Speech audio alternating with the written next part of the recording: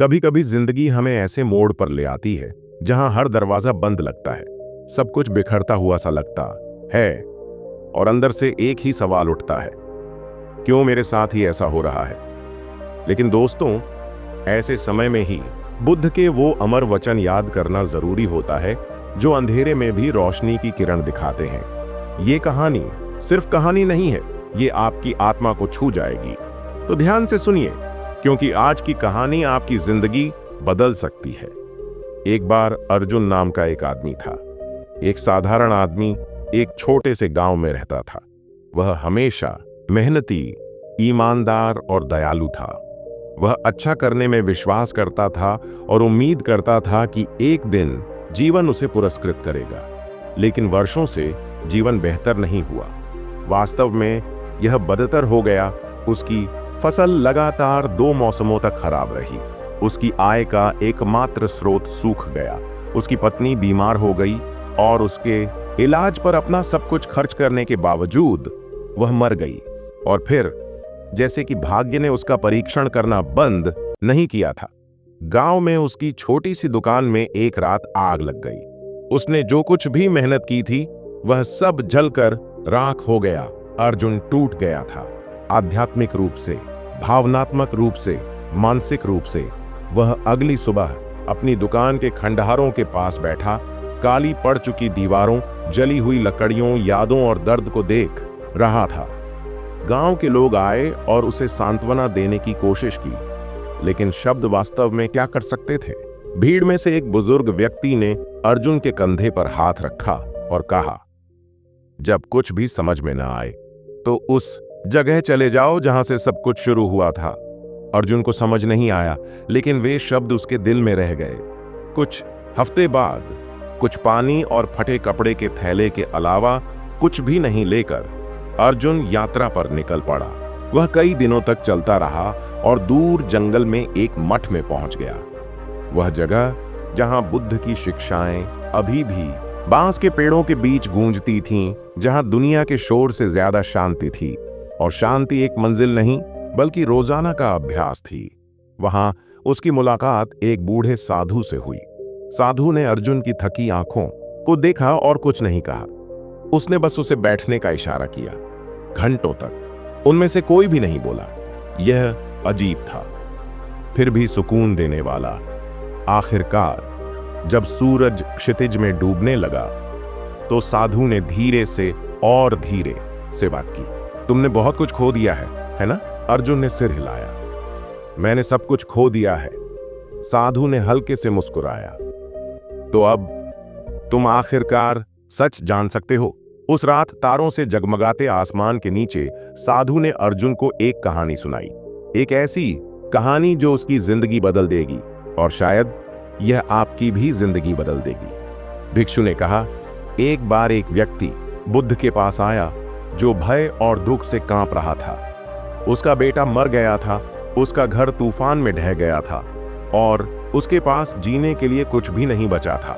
वह बुद्ध के चरणों में गिर गया और रोने लगा, मेरे साथ ऐसा क्यों हुआ? मैंने ऐसा क्या किया है कि मुझे यह सब सहना पड़े? जीवन इतना क्रूर क्यों है? बुद्ध ने उस व्यक्ति को दया से नहीं बल्कि करुणा से देखा। उन्होंने कहा, मैं तुम्हें उत्तर दूंगा, लेकिन पहले मेरे लिए एक सरसों का बीज लाओ, ऐसे घर से जिसने कभी दुख नहीं जाना। वह व्यक्ति उसी दिन चल पड़ा। एक घर से दूसरे घर जाकर उसने सरसों का बीज मांगा। हर कोई देने को तैयार था, लेकिन जब उसने पूछा, क्या तुम्हारे परिवार ने कभी दुख का अनुभव किया है? मृत्यु, कोई हानि, कोई दिल टूटना? तो सभी ने हाँ कहा। घर घर, दर दर, गांव गांव, उत्तर एक ही था।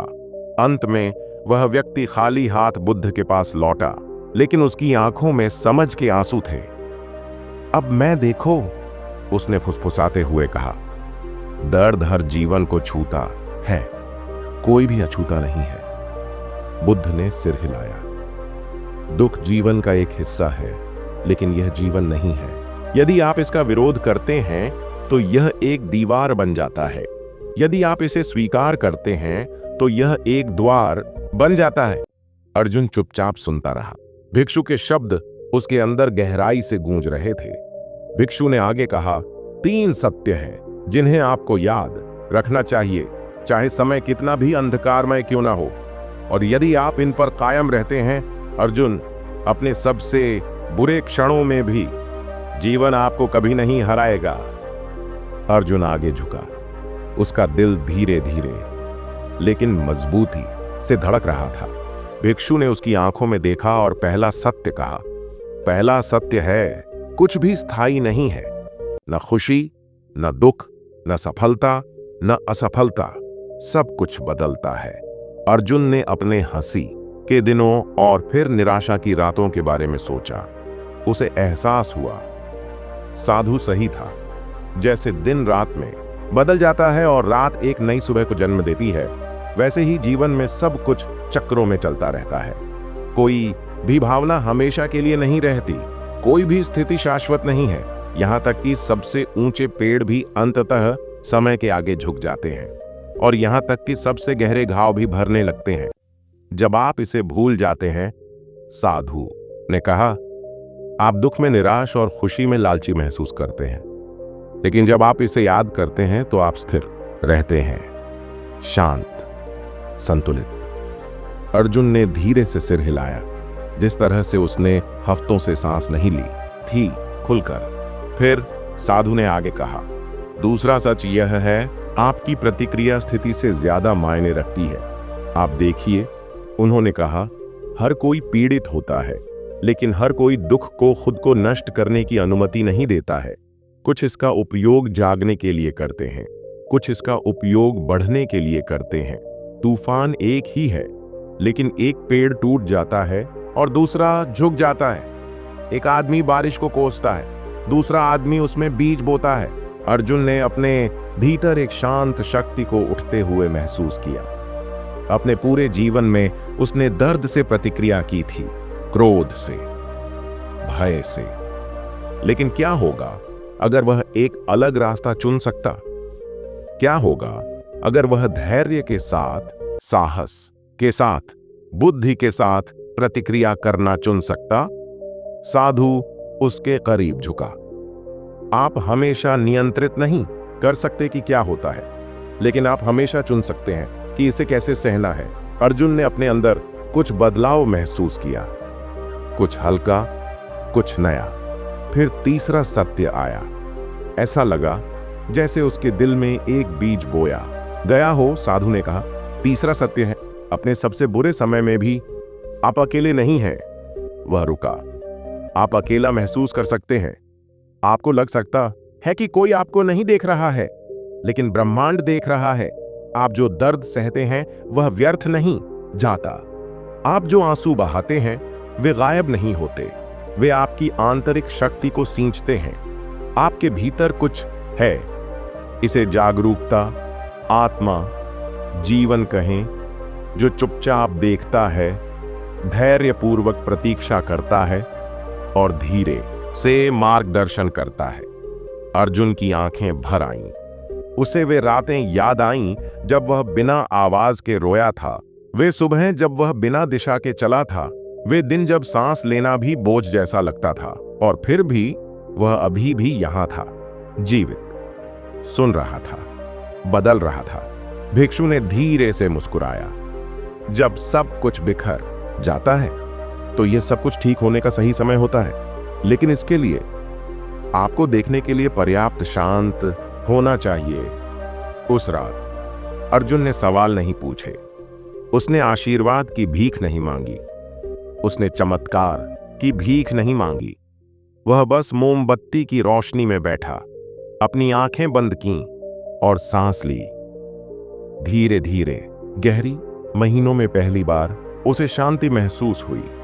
इसलिए नहीं कि उसकी समस्याएं गायब हो गई थीं, बल्कि इसलिए कि उसे कुछ याद आ गया था जिसे वह बहुत पहले भूल गया था।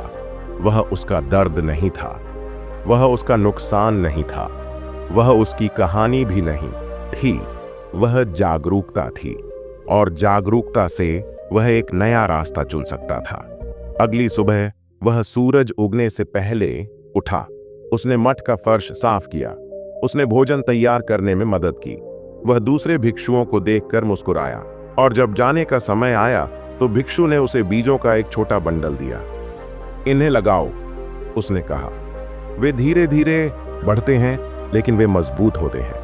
अर्जुन अपने गांव वापस चला गया, लेकिन कुछ बदल गया था। वह वही आदमी नहीं था जो चला गया था। अब उसे खंडहर नहीं दिखते थे, उसे मिट्टी दिखाई देती थी। अब उसे अभिशाप महसूस नहीं होता था।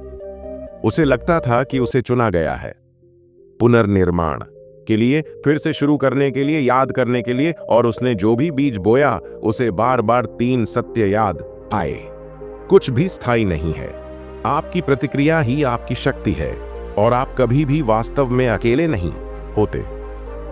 सप्ताह बीत गए, फिर महीने। दुकान फिर से बन गई, पहले जितनी बड़ी नहीं लेकिन मजबूत। उसकी आंखें नरम हो गई थीं, उसकी मुस्कान गहरी थी, उसकी खामोशी शांतिपूर्ण थी। ग्रामीण अक्सर उसके पास आते, अपनी समस्याओं के बारे में रोते हुए पूछते कि वह इतने दर्द से कैसे बच गया। वह धीरे से उनके कंधों पर हाथ रखता और कहता, जब कुछ भी समझ में ना आए तो उस जगह पर चले जाओ जहां से सब कुछ शुरू हुआ था। और अगर वे पूछते वह जगह कहां है तो वह मुस्कुराता और जवाब देता, तुम्हारे अंदर। यह हमेशा तुम्हारे अंदर रहा है। तो अगर आप भी आज किसी परिस्थिति से गुजर रहे हैं, अगर आप टूटे हुए, खोए हुए, पराजित महसूस करते हैं, तो याद रखें कि साधु ने अर्जुन से क्या कहा था, जल्दी जवाबों के पीछे मत भागो, दर्द से भागो मत, उसके साथ बैठो, उसे महसूस करो और याद रखो, तूफान गुजर जाएगा, तुम्हारी ताकत वापस आ जाएगी और जिंदगी भले ही तुम्हारी परीक्षा ले, तुम्हें नहीं छोड़ेगी। क्योंकि सबसे बुरा समय अंत नहीं है, कभी कभी ये किसी बेहतर चीज की शुरुआत होती है। कुछ गहरा, कुछ सच में तुम्हारा। सांस लो, खड़े हो जाओ और फिर से चलो। तुम अकेले नहीं हो और तुम कभी अकेले नहीं थे।